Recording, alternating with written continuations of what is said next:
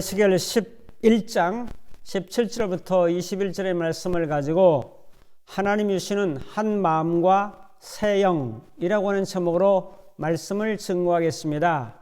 성경 묵도합니다. 에스겔 11장 17절 너는 또 말하기를 주 여호와의 말씀에 내가 너희를 만민 가운데 모으며 너희를 흩은 여러 나라 가운데서 모아내고 이스라엘 땅을 너희에게 주리라 하셨다 하라.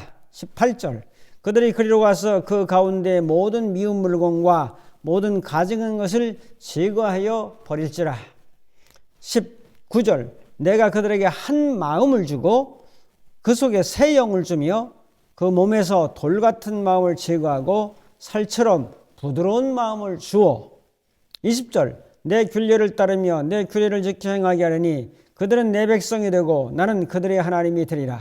21절 그러나 미운 것과 가증한 것을 마음으로 따르는 자는 내가 그 행위대로 그 머리에 갚으리라.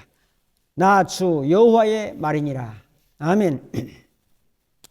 자, 인사합니다. 하나님이 주시는 마음과 영으로 살아갑시다. 아멘. 나의 변화를 가로막는 10가지가 있습니다. 첫째로 남 탓하기. 잘못된 것을 고치는 힘은 내 안에 있습니다. 그것을 사용하지 아니하고 결과에 대한 모든 것들을 남을 탓하면 내가 변화되지 않습니다. 둘째, 좌절입니다. 엉뚱한 곳에서 기죽지 말고 다른 데로 눈을 돌려야 할 것입니다. 셋째, 걱정입니다. 해결되지 않는 과거를 치유해야 합니다. 네 번째로 무관심입니다. 기적은 열정 속에서 피어납니다. 관심이 없고 또 열정이 없는 것은 변화의 장애꾼입니다. 다섯 번째로 편견과 비난입니다. 편견과 비난은 부메랑처럼 나에게 되돌아온다는 사실을 기억해야 됩니다. 여섯 번째로 우유부단입니다. 먼저 실천하십시오. 답은 저절로 찾아옵니다. 일곱 번째, 망설임입니다. 생각은 필요 없습니다. 일단 시작하십시오. 여덟 번째, 원망입니다. 원망의 가장 큰 피해자는 바로 자신입니다. 아홉 번째, 자기 연민입니다. 속으로만 불평하지 말고 내 마음을 털어놓으십시오. 열 번째로 죄의식입니다. 죄의식은 모든 일을 소극적으로 만들어 버립니다. 오늘 본문 말씀은 바벨론에 포로잡혀가 있는 이스라엘 백성들에게 하나님이 약속하시는 그러한 내용을 소개하고 있습니다. 에스겔 선지를 통해서 주시는 말씀은 하나님이 주시는 마음을 소개합니다. 모든 우상과 이런 것들을 제거하고 변화를 위해서 사람들은 애를 많이 쓰지만은 내 힘으로, 내 능으로, 내 노력으로, 내 결단으로 변화가 이루어지는 게 아니죠. 하나님의 영과 하나님의 마음과 하나님의 말씀과 하나님의 영이 내 가운데 임재될 때 거기에 변화와 성수의 역사가 있다는 거죠.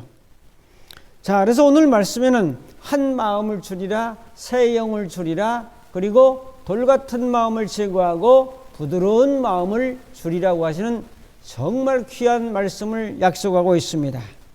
우리는 성경의 진리로 돌아가야 되죠.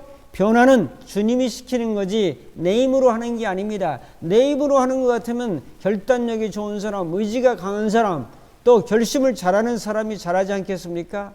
우리의 성품의 변화와 우리 삶의 변화는 진실로 하나님의 도우심이 있어야 된다는 사실을 우리가 절감해 보면서 오늘 말씀을 통해서 하나님께서 우리 이스라엘 백성들에게 주시는 하나님의 은혜를 살펴보며 은혜를 나누려고 합니다. 첫 번째로 하나님은 한 마음을 주십니다.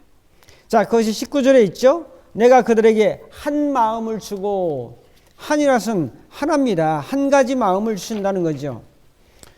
마음이 하나 된다는 것은 참 어려운 일이에요. 내 마음도 하나가 안 돼서 이럴까 저럴까 차라리 돌아갈까라고 하는 판인데, 너와 내가 하나 된다는 것, 우리들이 하나 된다는 것, 한 가족 식구들이 하나 된다는 것, 한 교회가 전부 하나 된다는 것, 이거 쉬운 것이 아닙니다.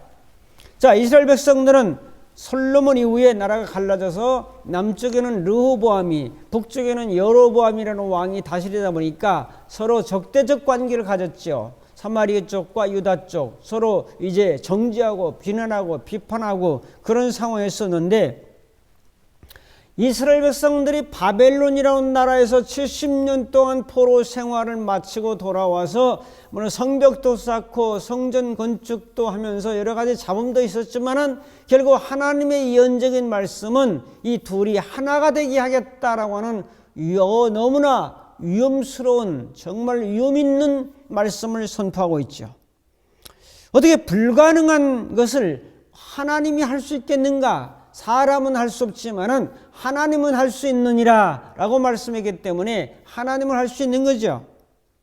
성령의 은혜가, 성령의 지배가, 성령의 인도가, 성령의 감화가 있으면 가능합니다. 나라가 하나 되는 것 대단히 힘듭니다. 이스라엘 백성들이 200만 300만 정도의 인구를 가지고 있었는데 그게 하나 된다는 것이 어찌 쉽겠습니까, 여러분? 가정과 교회가 가장 힘들어지는 위기의 때가 언제일까요? 각자의 마음이 나누어져 가지고 서로 용납하지 못하고 하나됨이 깨어질 때 그것을 위기라고 말합니다. 자, 아무리 힘들고 어려워도 하나된 마음을 가지고 나가면 위기를 극복할 수가 있죠. 자, 1년 중에서 가장 위기가 오는 것이 명절 때라는 거죠. 명절 때 너무 힘들고 원망스럽고 뭐 어디 가야 되고 저기 가야 되고 찾아뵈야 되고 피곤하긴 하죠. 차는 밀리죠. 짜증스럽죠. 그러니까 서로 다툼도 있게 되고 불평도 있다 보니까 위기도 올 때가 바로 명절이라는 거죠. 사도행전 2장 43절부터 47절에 보면 초대교회 성도들은 성전에 모이기를 힘썼죠. 기도하기를 힘썼죠. 전도하기를 힘썼죠. 떡을 떼죠. 서로 나누면서 교제하죠. 하나된 공동체가 바로 사도행전에 나오는 그러한 초대교회에 따른 거죠. 그런 면에서 그 교회가 숫자가 많아서가 아니라 그 하나된 공동체를 이뤘다는 점에서 높이 평가를 받는 겁니다. 하나가 된 교회는 사랑이 넘치죠. 평안이 있게 되죠. 힘이 있게 되죠. 능력이 있게 되죠. 아무리 노력하고 힘쓰고 애를 쓴다 해도 분열이 있고 미움과 시기와 다툼이 있는 곳에는 주님이 역사하지 않는다는 것을 우리는 깊이 인식하고 깨달아야 되는 거죠. 하나님이 하나된 마음을 우리에게 주시겠다고 말씀하셨으므로 우리는 그것을 받아서 사용하는 거죠. 하나 되겠다. 하나하나. 마음은 뭡니까? 마음은 바로 마인드라고 하는 이 지성의, 지성과 감성과 의지를 하나로 통괄적으로 관장하는 본부, 지정의의 본부가 바로 마음 아니겠습니까? 이 지성적으로나 감성적으로나 실천적인 행동의 의지나 하나로 만드는 거, 이게 자기 스스로도 쉽지 않아요. 과거에 불순한 생각에 사로잡혀 있죠. 상처에 잡혀 있죠. 못마땅한 부정적 마음에 잡혀 있죠. 내 스스로도 하나가 안 될 때가 너무나 많은데 너와 내가 우리가 하나 된다는 건, 나라가 하나 된다는 거, 이것은 불가능한 일인데 그러나 하나님이 그렇게 해주시겠다라고 약속하면 되는 거라는 거죠. 오늘 이 나라는 하나님이 역사해야 될 때입니다. 오늘 이 시대는 하나님이 역사해야 될 때입니다. 오늘 우리의 교회와 가정과 여러분의 심령 속에 하나님이 역사해서 하나 되는 역사로 이끌어가야 될 때입니다. 2025년도를 살아가는 우리들 한 마음으로 살아갑시다. 둘이 아니라 하나 된 마음으로 살아가자고요. 예수님은 모퉁이 돌이라고 말씀했습니다. 왜 모퉁이? 코너 돌이에요. 모퉁이 코. 이쪽과 이쪽의 모퉁이, 유대인과 이방인의 손을 잡고 하나로, 예수 안에서 하나로 묶어놓는 돌이 바로 모퉁이 돌인데, 예수는 너와 나를 묶어놓는, 하나로 만드는 모퉁이 돌이 되신다고 말씀했어요. 자, 주인과 종의 마음을 하나로 묶죠. 남편과 아내의 마음을 하나로 묶죠. 부모와 자식의 마음을 하나로 묶죠. 목회자와 교인의 마음을 하나로 묶죠. 하나 되는 곳에 역사가 반드시 있게 됩니다. 하나 된다는 것이 우리의 기도 제목이 되어야 되고, 하나 되기 위하여 힘쓰고 애쓰고 정말 하나님의 도움을 구하며 성령의 감동과 감화를 그대로 따라 순응해 나가야 될 그런 은혜로 함께 하실 것을 믿습니다. 유명한 하워드 크라인벨이라고 하는 심리학자는 교회를 가리켜서 교회는 오케스트라와 같다라고 했습니다. 여러 가지 악기가 있죠. 100여 가지 악기가 있는 걸 또 저희는 여러 번 봤습니다. 자, 한 가지는 분명합니다. 다 같이 악보에 충실해야 되고 주의자의 주의에 따라서 강하게 하면 강하게 하라, 약하게 하라, 어느 파트를 어느 좀 줄여라. 주의자의 이 주의봉에 의해서 그대로 따라해야만이 올바른 오케스트라의 그 연주가 될 수 있지 않겠습니까? 혼자서 잘하면 독주해야 됩니다. 여러분, 오케스트라는 혼자 잘하는 것이 아니라 다 같이 주의자에 따라서 합해진 연합의 소리, 합주죠. 그 소리를 내야 되는 거죠. 그래야 하나의 작품이 되는 거죠. 교회라고 하는 것은 바로 오케스트라와 같다. 이 오케스트라, 이것은 관현악곡을 연주하는 그 조직체를 오케스트라라고 말합니다. 자, 그래서 여기에 관현악단이 오케스트라가 연주하는 모습을 잠깐만 보겠습니다. 자, 다 보셨죠? 그래서 교회는 다양한 직분과 재능과 은사가 있지만은 이런 것이 어떻게 하나 될 수 있을까? 어떻게 내 재능이 쓰여질 수 있을까? 내가 이 교회를 위해서, 하나님 나라를 위해서 어떻게 하나 될 수 있을까 하는 이것을 연구해야지, 자꾸 싸우고 분쟁하고 대립하고 대결하고 이런 구조로 가게 되면 나라도 이제 힘들어지는 거죠. 우리나라가 지금 힘든 거 아니겠습니까, 여러분? 누가 잘했다 누가 못했다 이전에 하나 되고자 원하는 마음들이 없는 거죠. 그렇기 때문에 나라도 교회도 복잡해지는 상황 속에 빠지게 되는 거죠. 자, 그럼 두 번째로 하나님은 새 영을 주신다고 말씀했습니다. 19절에요. 그 속에 새 영을 주며 라는 말씀이 있죠. 새라는 것은 신선한, 새로운이라는 새 것이란 뜻이고, 영이라고 하는 것은 르하, 숨, 바람, 영, 호흡이란 뜻을 가지고 있습니다. 자, 숨쉬다라고 하는 이 단어에서 바로 이 영까지 나왔는데, 창세기 1장 2절에 보면 하나님의 신은 수면 위에 운행하시니라라고 말씀하잖아요. 하나님의 성령이 수면에 운행하시는 것이 창세기 1장 2절의 말씀이라니까요. 그래서 신약으로 넘어오면서 예수님이 죽으시고 부활하시고 승천하셨잖아요. 대신 누구를 보내줬어요? 자, 부활하시고 승천하신 지 열흘 만에 성령께서 임하십니다. 성령 강림의 사건이죠. 이 성령 강림하셔서 우리 속에 임하십니다. 새 영을 부어주시겠다는 말씀이 신약에 성취됩니다. 이제 새 영을 주셔서 구원의 모든 역사를 이뤄나가시는 것을 바라볼 수가 있습니다. 자, 그래서 신약에는 새 것이 상당히 많이 나옵니다.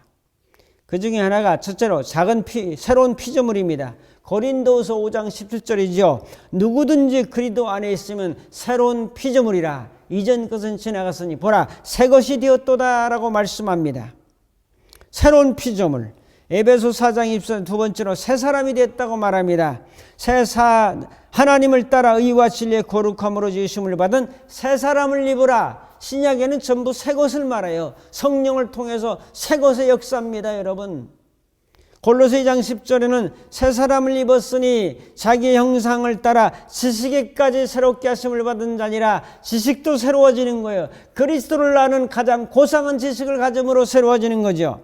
세 번째 새 계명, 요한복음 13장 34절 계명은 계명인데 무슨 계명? 새 계명을 주노니 내가 너희를 사랑하는 것 같이 너희도 서로 사랑하라. 새 계명이잖아요.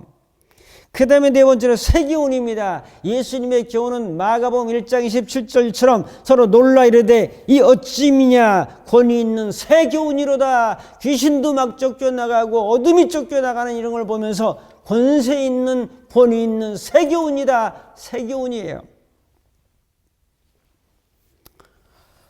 그 다음에 이제 다섯 번째는 새술. 알코올이 아니고 새술, 성령의 술이죠. 사도행전 2장 13절에 어떤 이들이 조롱하여 이르되 그들이 세술에 취했다. 그래서 그냥 방언받고 은혜받고 은사받고 능력받고 막아서 전도하니까 저 사람들이 술 취했다는데 세술에 취했다라고 다른 가치관의 술을 말하잖아요.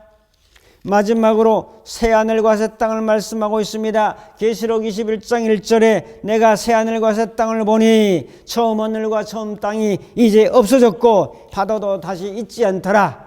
이런 말씀을 보면 새하늘과 새 땅, 우리가 궁극적으로 바라봐야 될 것은 새하늘과 새 땅이라는 사실을 말씀하고 있잖아요.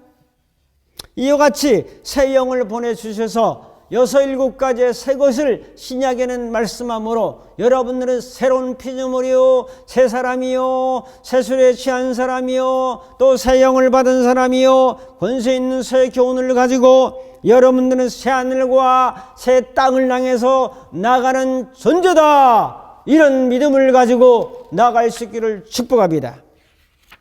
교통신호등이 있죠. 교통신호등은 1828년 12월 영국에서 처음 등장했는데 오늘 같은 전자식으로 사용한 것은 1914년 미국에서 시작됐습니다.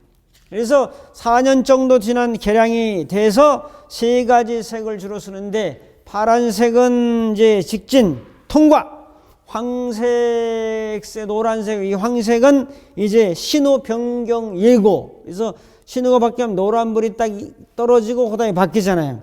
그 다음에 이제 붉은색은 정지. 요즘은 화살표가 또 나오죠. 화살표는 이렇게 가면 좌회전, 이렇게 가면 우회전, 이런 화살표가 나옵니다. 자, 신호등을 잘 지켜야 사고가 나지 않는다는 것을 우리는 너무나 알고 있어요. 우리 인생에도 살아가는데 꼭 신호등이 필요합니다. 내 인생의 환경에 빨간불 켜지면 멈춰라. 파란불 켜지면 그냥 나가라. 직진해라. 자, 황색이 떠지면 지금 다른 걸로 변화를 좀 가고 있구나. 변화 대기. 그 다음에 화살표는 또 똑바로만 가는 것이 아니라 좌측으로 가라. 우측으로 가라. 이게 인생 신호등입니다. 자, 교통에도 차량에도 신호등이 있는 것처럼 인생 신호등을 가지고 우리는 살아가야 되는 거죠. 성도 여러분, 하나님이 여러분들에게 새 영을 부어주십니다. 이런 믿음을 가지고 새로운 피조물이라는 확신과 믿음을 가지고 여러분 2025년도를 사셔서 주님 안에 이 새로워지는 역사를 경험하는 은총이 함께 하시기를 주의 이름으로 축복합니다. 세 번째로 하나님은 부드러운 마음을 주신다고 했어요. 19절 20절에 보면 19절 돌 같은 마음을 제거하고 살처럼 부드러운 마음을 주시겠다라고 말씀하죠. 자, 그 다음에 20절에는 내 율례를 따르며 내 규례를 지켜 행하게 하리니 그들은 내 백성이 되고 나는 그들의 하나님이 되리라고 말씀합니다. 여러분, 하나님은 먼저 돌 같은 마음, 딱딱한 마음, 단단한 마음, 굳은 마음 이런 것들을 지하시고 성령을 통해서 말씀을 통해서 부드러운 고기와 같은 마음을 허락해 주시겠다고 오늘 약속하고 있습니다. 자, 간디의 전기에 보면 인종차별이 심한 남아프리카 공화국을 이제 걷는데 간디와 장로교 선교사가 걷고 있습니다. 갑자기 불량배가 나타나서 이제 길을 막습니다. 찰리 목사는 도망갈 궁리를 하고 있었는데 이때 간디는 말하기를 성경에 원수가 오른뺨을 치거든 왼뺨도 대라고 했는데 왜 도망가려고 합니까? 찰리는 그 말씀은 비유적인 그런 상징적 표현이다. 이런 위기가 올 때는 도망가는 36개가 최고다라는 이야기를 했는데 간디는 말하기를 저는 그렇게 생각하지 않습니다. 이 말씀은 현실의 삶 속에서 그대로 우리가 지켜져야 된다고 생각합니다. 한 번뿐만 아니라 여러 대 맞을 각오도 용기를 가져야 됩니다. 이것을 가리켜 저는 맞을 용기, 언어적으로 맞죠? 실제적으로 맞죠? 맞을 용기가 있는가? 비난이라고 하는 이 매에 우리가 맞을 용기가 있는가 하는 그런 부분이죠. 죽을 용기가 있는가? 희생할 용기가 있는가? 전부 용기라는 사실을 볼 수 있습니다. 자, 그래서 이 간디는 영국의 그 식민지에서 간디의 무정주의로 말미암아 독립을 가져오지 않았겠습니까? 우리는 성령께서 돌 같은 마음, 굳은 마음을 제하시고 살처럼 부드러운 마음을 허락해 주겠다고 약속하셨습니다. 겨울에는 땅이 딱딱합니다. 봄이 봄비가 오고 생기를 갈고 트랙터로 갈고 경운기로 갈면은 굳은 땅을 뒤엎어서 부드러운 땅을 만들어 줄 때 거기에 파종하고 또 그 파종된 것이 가을엔 추수하는 것처럼 일단 단단한 것을 부드럽게 아주 온유한 마음으로 바꿔주시는 이런 은혜를 하나님은 약속하고 계십니다. 성령께서는 이와 같이 굳은 마음, 돌 같은 마음을 제거하시고 부드러운 마음을 주신다고 한 사실을 믿고 하나님 저를 부드러운 마음으로 만들어주시니 참만만히 감사와 찬송과 영광을 돌립니다. 이런 믿음을 가지고 산다면 얼마나 좋겠어요. 부드러운 생각, 부드러운 언어, 부드러운 행동, 부드러운 그런 걸 통해서 아이들도 부드러운 걸 좋아하고 소음 같은 거, 인형 예쁜 거 좋아하고 딱딱한 거는 애기도 싫어해요. 그래서 우리는 이 성령께서 돌 같은 마음을 제하시고 부드러운 마음을 주신다는 이 사실은 놀라운 은혜가 아닐 수 없습니다.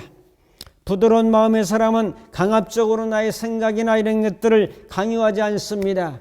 부드러운 사람은 자기 고집을 세우지 않아요. 자기 주장을 너무 강력하게 내세우지 않고 상대방이 이 말을 왜 하는가 하는 것을 겸허하게 공감하고 경청하고 받아들이는 이런 자세를 통해서 우리가 성장하고 성숙할 수 있는 거 아니겠습니까? 마태복음 11장 28절 9절은 너무나 잘합니다. 나는 마음이 온유하고 겸손하니 내게 와서 배워라. 그리하면 너희 마음이 쉼을 얻으리니라고 말씀하지 않아요? 온유한 마음에 쉼이 있습니다. 부드러운 마음을 가진 사람과 함께 살 때 쉼을 얻는 것이고 그 사람과 함께 오래도록 동행할 수 있는 겁니다. 부드러움의 결과가 밑에 20절에 있어요. 뭐죠? 말씀을 행하게 된다. 그래서 부드러운 사람이 순종하게 되고 부드러운 사람이 말씀을 행하게 되는 거 아니겠습니까? 부드러운 사람은 말씀을 행하는 사람이요. 또 사랑을 행하는 사람이요. 말씀을 행하는 사람은 또 부드러운 사람. 그렇게 되죠. 자, 온유함은 약함이 아닙니다. 그것은 보이지 않는 가장 강력한 힘이다라고 워렌 웨스비라고 하는 이 박사는 말을 했습니다. 중국의 유명한 노자에게 존경하는 스승이 있었습니다. 그런데 어느 날 스승이 나이가 들어서 죽게 되었다는 소식을 듣고 제자는 달려갔습니다. 마지막 가르침을 주시고 가십시오라고 하니까 스승은 한참 노자를 쳐다보다가 갑자기 입을 쫙 벌렸습니다. 뭐가 보이느냐? 이가 있느냐? 이빨이 없습니다. 그럼 뭐가 보이냐? 그러니까 혀가 보입니다. 노자가 혀가 보인다고 하자 이제 알겠느냐라는 말을 남기고 죽었어요. 자, 노자는 무슨 뜻인지 몰라서 곰곰이 생각을 많이 하고 묵상하다가 나중에 가서 이는 깨물고 부수고 하는 강력함이 있지만은 나중엔 다 빠져버리고 부드러웠던 혀가 마지막까지 남는다는 사실을 진리를 깨달았습니다. 여러분, 이빨처럼 치아처럼 사납게 살겠습니까? 아니면 혀처럼 온유하고 부드럽게 살겠습니까? 이처럼 사납게 날카롭게 거칠게 살지 말고 혀처럼 부드럽게 온유하고 겸손하게 사는 것이 돌 같은 마음을 취하시고 부드러운 마음, 고기와 같이 부드러운 마음을 주신다는 말씀의 내용입니다. 하나님이 이렇게 주신다고 약속해 주셨습니다. 믿음으로 마음을 열고 말씀을 진리로 알고 살아계신 하나님이 명령인 줄 알고 사랑하시는 그분의 말씀인 줄 알고 받아들이면 그 말씀과 성령께서 역사하셔서 우리를 그런 사람으로 바꿔주시게 될 줄로 믿습니다. 결단 및 적용합니다. 오늘 말씀은 하나님이 주시는 마음을 살펴본 것입니다. 한 마음을 주신다고 둘이 아니라 그 다음에 새 영을 주시고 돌 같은 마음을 제거하시고 부드러운 마음을 주셔서 2025년도로 새로운 역사를 만들어 가시는 계획을 가지고 계십니다. 할 수 있거든요. 무슨 말이냐? 믿는 자에게는 능치 못할 일이 없다고 말씀하셨기 때문에 이 말씀을 믿고 확신하고 그렇게 사셔서 2025년도 한 해 동안도 정말 하나님이 함께하는 풍성한 역사가 성숙의 역사가 나타나기를 주님의 이름으로 축복합니다. 기도하겠습니다. 고마우신 아버지 하나님, 하나님이 주시는 한 마음과 또 한 영과 또 새 영과 또 돌 같은 마음을 제거하시고 부드러운 마음을 주시는 이 은혜를 가지고 이 한 해를 살아갈 수 있도록 그것은 능력으로 함께 하옵소서. 예수님의 이름으로 기도하옵나이다. 아멘. 즉도합니다. 이제는 우리 주 예수 그리스도의 무한하신 은혜와 하나님 아버지의 극진하신 사랑하심과 성령님의 감화 감동 인도 충만 교통하심이 한 마음과 새 영과 부드러운 마음을 가지고 믿음으로 승리하며 하나님께 영광 돌리며 전도하며 살기로 결단하는 모든 심령들 머리머리 위에 저들의 가정과 섬기는 교회와 이 민족과 전 세계 위에 이제부터 영원토록 함께 있을지어다. 아멘.